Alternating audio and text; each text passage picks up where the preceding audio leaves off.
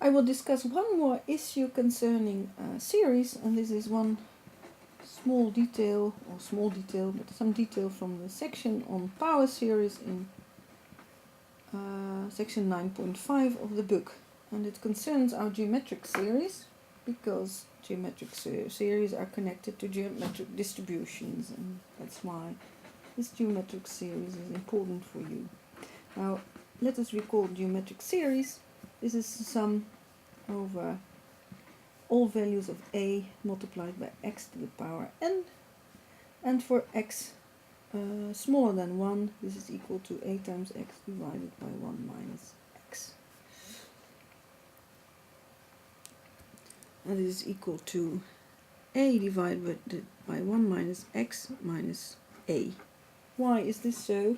It makes it a little bit easier to see how this function looks like. Well, if we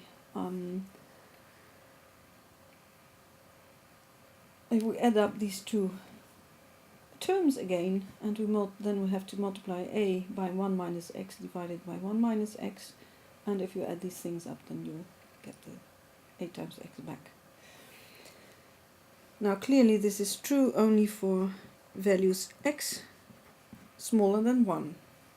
Now what you see here is that on one hand, the right hand side is a function of x, and on the other hand we have an infinite series in terms of x. So x is a variable here, so we can also interpret this as a function of x, and we call such a function a power series, because it's a function. It has a special form because it's the sum of powers of x multiplied by some coefficient.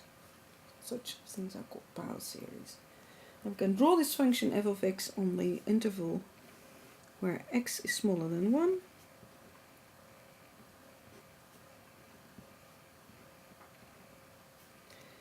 And if a is positive, then this function will approximately look like this.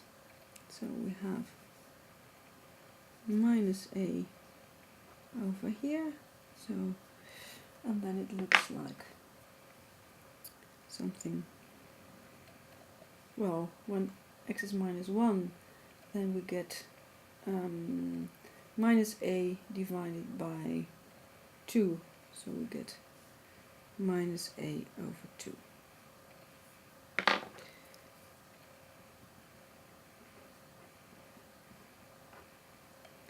And so this is our function f. Now there's some very interesting thing with power series, that is the following. So suppose that we want to compute the derivative of f.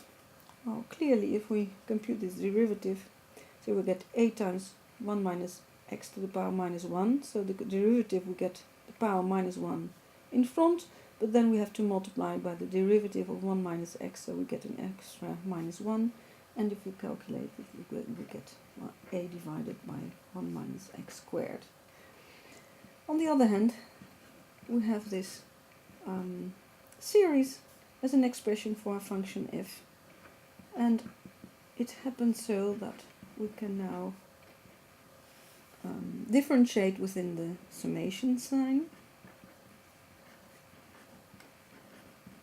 and then we get a very nice expression, because the derivative of the terms a times x to the power n is equal to a times n times x to the power n minus 1. So we have a new relation where on one hand we have an infinite series and we can compute its sum. Now we can continue to do this as many times that we wish.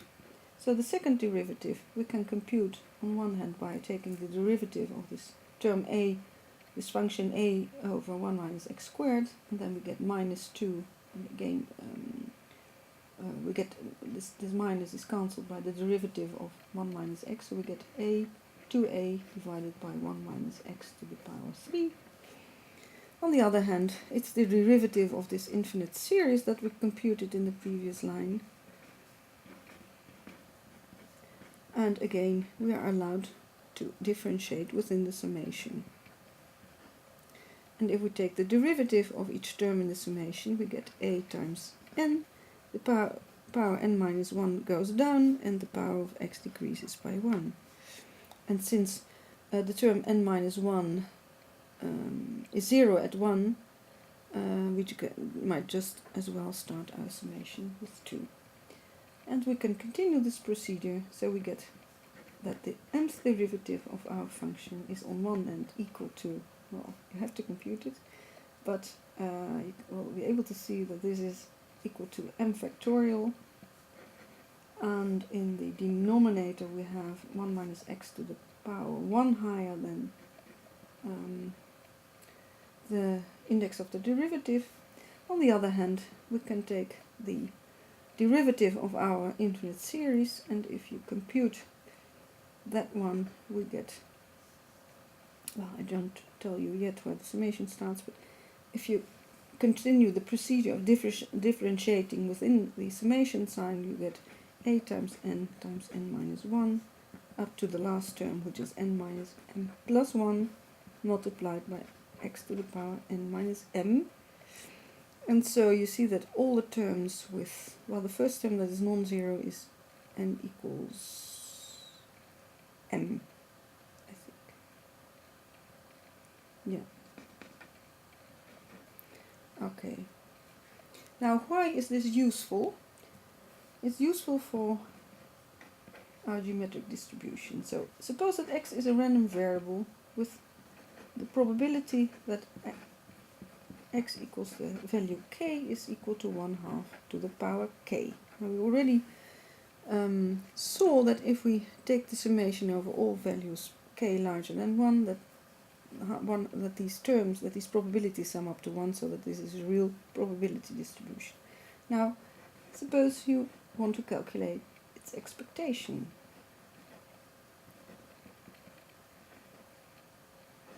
Now, the expectation is the probability that the random variable assumes the value k multiplied by k. And now we insert the size of the probability. We get k times 1/2 to the power k. Now, what is the relation with this geometric series? Well, we saw before that in fact we had a geometric series. These probabilities form a geometric series, form a geometric sequence with a equals 1 and x is equal to 1/2.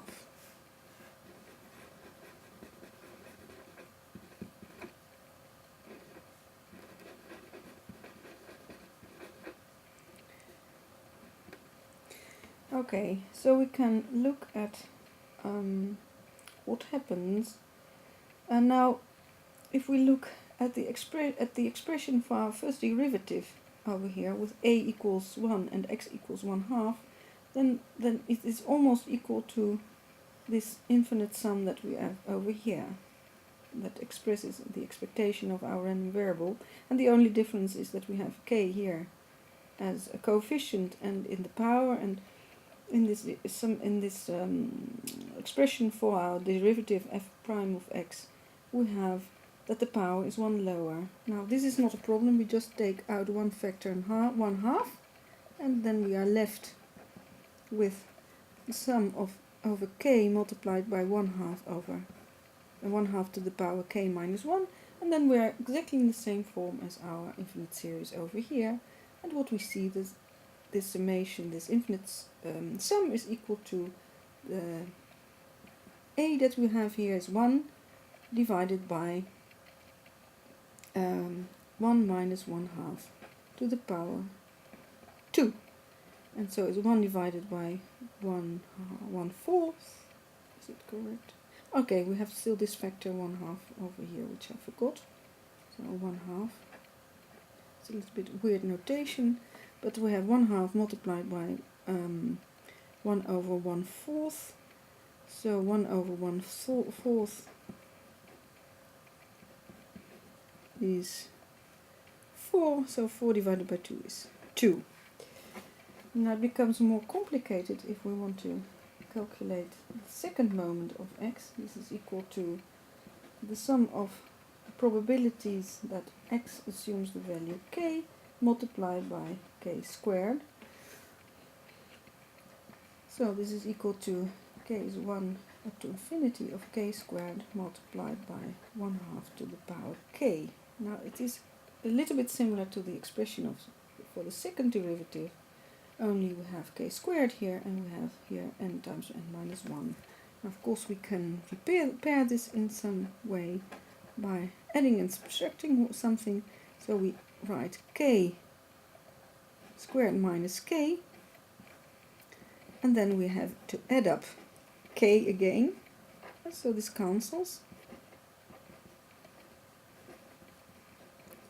Now of course the second term we already know what it is. We already computed this thing. Well, it is equal to, this thing is equal to 4. And so this is 4. We already did it.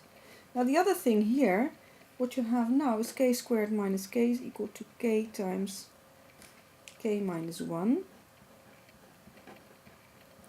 And then we are almost in the situation of this infinite series that determines the second derivative of our function f. Only the difference is here that we have power n minus 2, and here we have power k, so it should be k minus 2. But of course we can take out 1/2 to the power 2, and then we have to subtract 2 over here. And what we have now is exactly the same form that we needed. You have here with a is 1 and x is equals to 1/2. And if we compute it, then we see that this is equal to 2 times 1 divided by 1 minus 1/2 to the power 3.